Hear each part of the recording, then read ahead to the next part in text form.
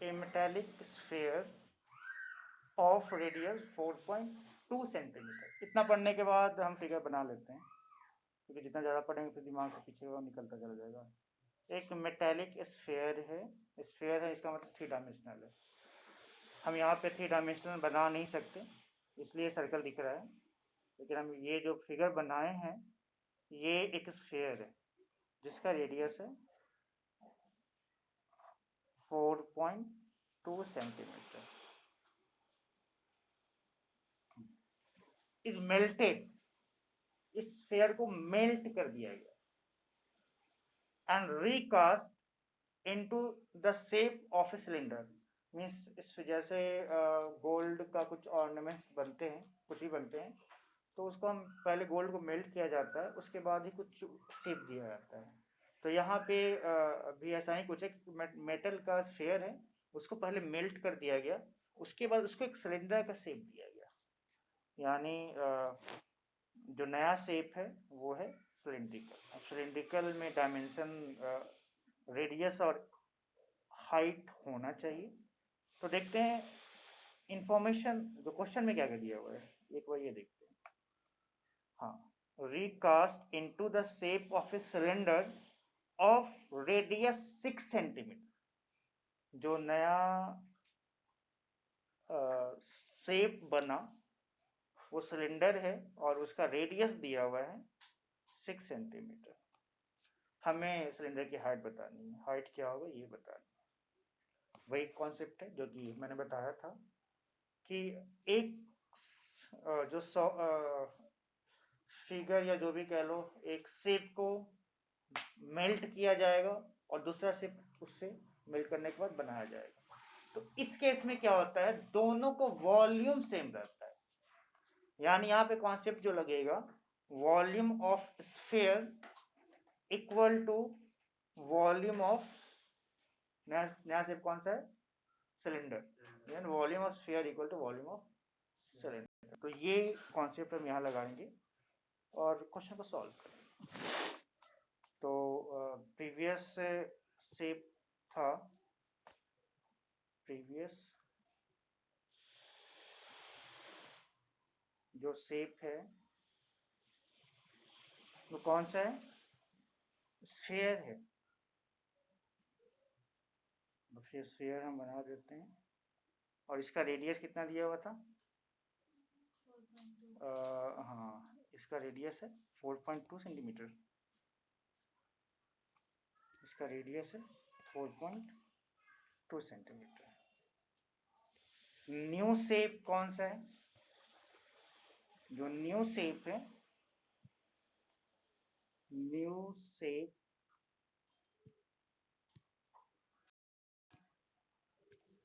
New shape formed after recast. हाँ recast, ये है सिलेंडर। तो सिलेंडर का हम फिगर बना देंगे और जो सिलेंडर का फिगर, जो डायमेंशन सिलेंडर में होते हैं उसे भी हम दिखा देंगे और फिर हम ये देखेंगे कि उसमें क्या दिया हुआ है और हमें क्या निकालना है। तो इसमें इस सिलेंडर का रेडियस दिया हुआ था, रेडियस दिया हुआ है 6 सेंटीमीटर। लेकिन इस सिलेंडर का, क्योंकि सिलेंडर में रेडियस होगा और हाइट होगा, तो रेडियस दिया हुआ है, हाइट नहीं दिया हुआ है। हाइट होता है सिलेंडर के दोनों सर्कल, सिलेंडर के, ये सिलेंडर अगर मान लेते हैं है ये सिलेंडर, तो दोनों सर्कल के बीच का जो डिस्टेंस होता है वो हाइट होता है। ठीक है, तो ये हाइट हमें नहीं दिया हुआ है, ये हाइट हमें निकालना है। तो कॉन्सेप्ट ये लगेगा कि वॉल्यूम ऑफ, कॉन्सेप्ट यहाँ लगाएंगे हम, बहुत इंपॉर्टेंट कॉन्सेप्ट यही है इसमें, कि volume of sphere equal to volume of cylinder. ये कॉन्सेप्ट है। इसके बाद फॉर्मूला का यूज़ करेंगे कि वॉल्यूम ऑफ स्फीयर का फॉर्मूला होता क्या है, होता है 4/3 पाई आर क्यूब। ऐसा करते हैं कि जो आर है स्फीयर का, उसको हम कैपिटल से दिखा देते ताकि कंफ्यूजन ना हो, ऐसा ना हो कि हम दोनों आर में कंफ्यूज हो जाए। 4/3 पाई आर क्यूब, और जो स्फीयर का सिलेंडर का रेडियस है उसको हम स्मॉल आर से दिखा देंगे। इसका होता है सिलेंडर का वॉल्यूम होता है पाई आर स्क्वायर ए, तो कंफ्यूजन नहीं रहेगा, वरना हम काटने लगेंगे यहीं पे। हाँ, ऊपर में भी हम कैपिटल आर से दिखा देते हैं फिर, ताकि किस तरह कंफ्यूजन ना रहे। इस आर को हम कैपिटल आर से दिखा देते हैं।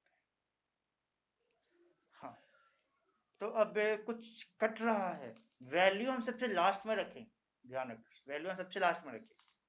कुछ कट रहा है बीच में तो हम काट देंगे, तो यहाँ दोनों साइड में पाई है, पाई कट जाएगा, और कुछ कटने वाला नहीं है।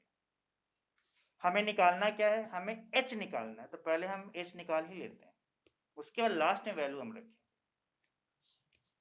तो अभी हमारा जो बच गया, बिल्कुल स्टेप हमें एक भी स्टेप गायब नहीं करना है, हर एक स्टेप को लिखना है। काटने के बाद जो बच गया उसे भी हम लिखेंगे। अब हमें h चाहिए, h राइट साइड में है, तो हम h को राइट साइड में छोड़ देते हैं, और जो उसके साथ आर स्क्वायर उसको लेफ्ट साइड में लेते आते हैं। तो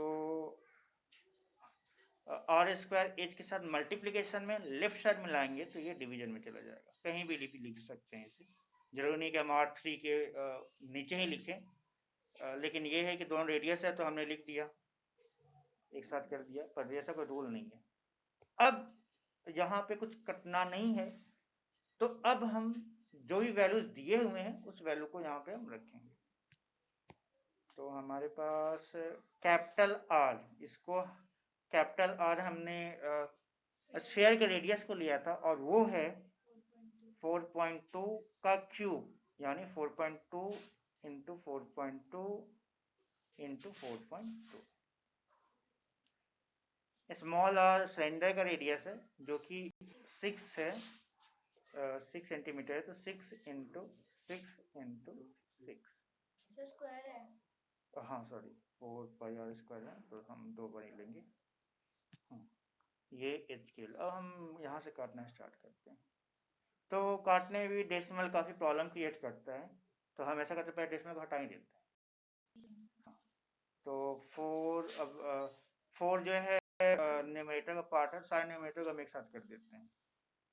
4.2 को 42 कर देते हैं, 42 कर देते हैं, 42 कर देते हैं, और ये हो गया 3.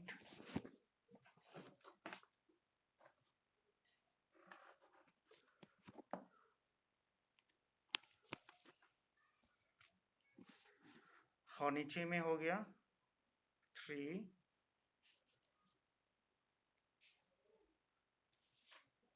नीचे में हो गया 3 इंटू 6 इंटू 6, और ऊपर जो हमने लिख रखा है, जो हमने डेसिमल हटाया, हर एक के बाद 1 डिजिट है, तो 4.2 को हमने 42 किया तो 10, उसका एक 10 आ गया, एक और 4.2 को हमने 42 किया, एक उसका 10 आ गया, और एक और 4.2 को हमने 42 किया, एक उसका 10 आ गया। अब ये अब हम यहाँ से काटते हैं। 6 से 42 7 टाइम्स में, 6 से 42 7 टाइम्स में, और 3 से 42 14 टाइम्स में। और हमारे पास और कुछ बचा नहीं काटने को, नीचे तो कुछ नहीं बचा, बस 10 बचा है, उसको काटेंगे। जब भी हम 10 जब डिनोमिनेटर में 10 100 1000 ये सब आने लगे ना, तो कभी काटेंगे नहीं, काटने से हमारा नुकसान होने लगेगा। तो जो बचा है उसको पहले लिखते हैं, 4 बचा, 7 बचा, 7 बचा, 14 बचा, और नीचे में 10 इंटू 10 इंटू 10, ये आ गया h की वैल्यू। अब इसको मल्टीप्लाई कर लेते हैं। 7 × 7 49 और 14 × 4 56, यानी 49 × 56 कर लेते हैं। 49 × 56